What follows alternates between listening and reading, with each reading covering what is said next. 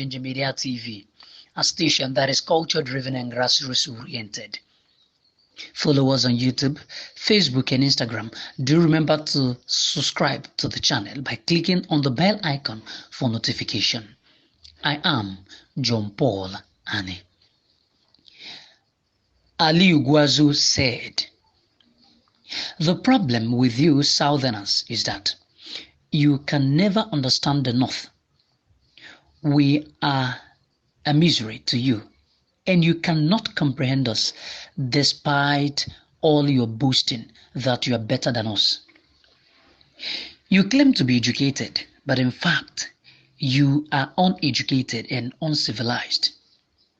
What do you know about education, and what has it done for you? We Fulani toss a small bone to you from our table, and you betray and fight each other like dogs for it. You crawl before us and beg us for crumbs.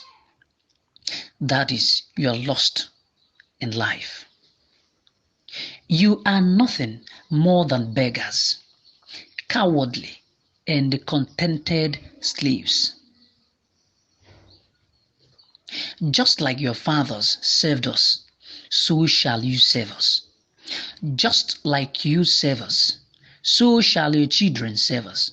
And just as your children shall serve us, so their children shall serve us." Our great-grandfather, Sheikh Osman Danfodio, and the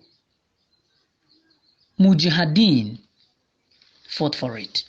Of course, our great-grandfather, Sheikh Osman Danfodio, and the Mujahideen fought for it. Our grandfather, the Sardana, Sir Ahmadu Bello, expanded our borders and frontiers.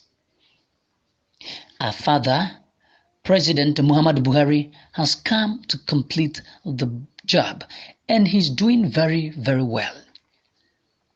You see, the most effective chains are the invisible ones. We already have you in those chains, but you don't just know it. We took over power back in 2015. We will not release it to Southerners or unbelievers again, not in the next 100 years. It is true that we came from Futaturu and Futajalon many years ago and conquered the North. Now, every inch of it belongs to us. Every Fulani, whether from Mali, Senegal, Guinea, Niger, Chad, Cameroon, or anywhere else, is our brother and has a right to be here with us. We are Fulani before Nigerian, and our allegiance is to our Fulani brothers all over Africa, more than you. Now, we will conquer South, and we do it in the name of one Nigeria. In that one Nigeria, we shall remain the masters, and you shall remain the slaves. None, I said, none of you are going anywhere. Nigeria will never break. We will not allow it. ALIYU GWARZO. Now, Femi Fani-Kayode responds. "The problem with you is that you have allowed your delusions and lust for power and control to get the better of you. You and those you speak for are truly lost. You threaten and boast as if you are God, forgetting that He alone has the final say.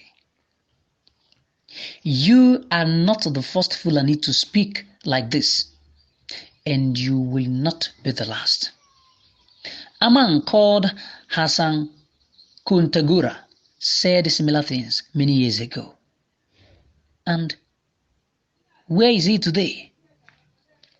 The South is still standing, and despite all, we are not yet conquered. With apologies to William Shakespeare Macbeth, Shakespeare's Macbeth, permit me to say this. Yours is a story tale told by an idiot, full of sound and fury, signifying nothing. I read your words and I shook my head in utter disgust. Such insolence, such arrogance, such hate. If you are incapable of learning from history, you are also incapable of learning from the ancient scriptures and the holy books. Can Satan defeat God? Can injustice prevail against justice? Does the suffering and captivity of the righteous last forever? Can the children of God be enslaved or subjugated in perpetuity? Can our God ever abandon us and hand us over to you? Can darkness overcome light? Though we may weep through the night, does our joy not come in the morning? Is our God not faithful, and is the vision not for an appointed time? Your threats and boasts make me laugh. Is this not the way King Sennacherib of Assyria boasted before King Hezekiah and the children of Israel at the gates of Jerusalem? Do you believe that our God, the God of Hezekiah, is dead? Is this not the way Goliath boasted before David? Do you think that our God, the God of David, is no longer alive? Hear this and hear it well. As long as Jesus sits on the throne, you will never conquer southern Nigeria. You can try, but you will continue to fail. You will continue to fail. And neither do you own the north. You only think you do. And as was the case with Icarius the Greek, your inordinate ambition, crass and inappropriate arrogance, and hubristic pride will lead you to nemesis. I make bold to say that hell will freeze over before we bend the knee, and I make bold to say that hell will freeze over before we bend the knee and bow before you. And before you have your way, death would be preferable to such as ignoble capitulation. You have the nerve to talk about education and civilization, yet the bitter truth is that you are an uneducated Almajiri whose ancestors were still mounting and riding camels and donkeys, wheels to mine, were at the best universities in the world. My grandfather was at Furoth Bay College in Sierra Leone, which at that time was part of Durham University. Where was yours? My grandfather was at Selwyn College, Cambridge University. Where was yours? My father was at Downing University. Where was yours?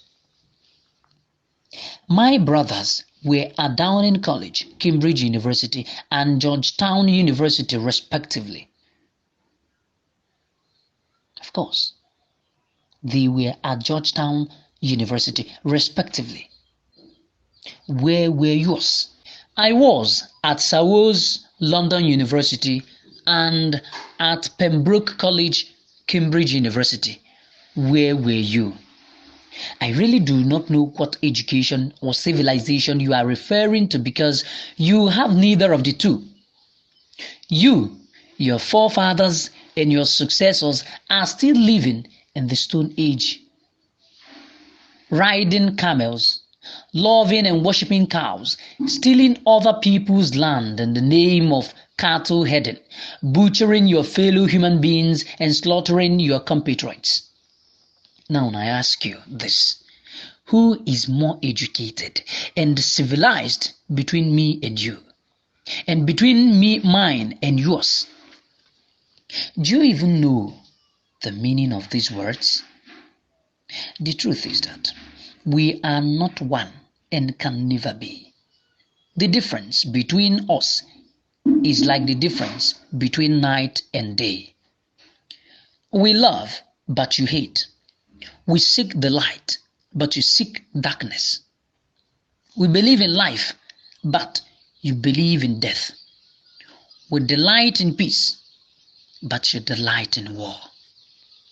We crave for progress, stability, security, and prosperity, but you lust for anarchy, chaos, bloodshed, destruction, terror, conquest, power, and the perpetual domination and subjugation of others. I ask you again, who is more educated and more civilized between you and I? And between your people and mine? Can there be any fellowship between light and darkness? Can there be love between the sons of God and the sons of Belial?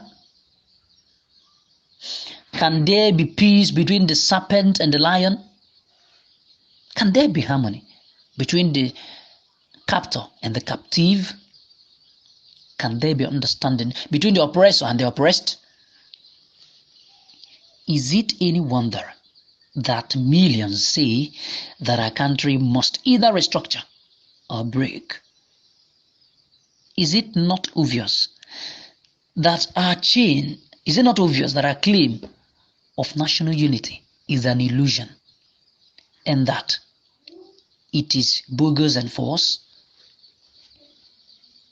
Nigeria is not one, has never been one, and will never, ever be one, until we firstly learn and accept the basic and fundamental principle that all men, regardless of race, religion, and circumstance of birth, are equal before God. And secondly, that we must restructure and develop power from the center to the 6 regions and zones. Failure to do this will eventually result in the implosion and violent breakup of the country sometime in the not too distant future. Why? Because no matter how hard you try, oil and water do not mix. Because slave masters do not remain slave masters forever.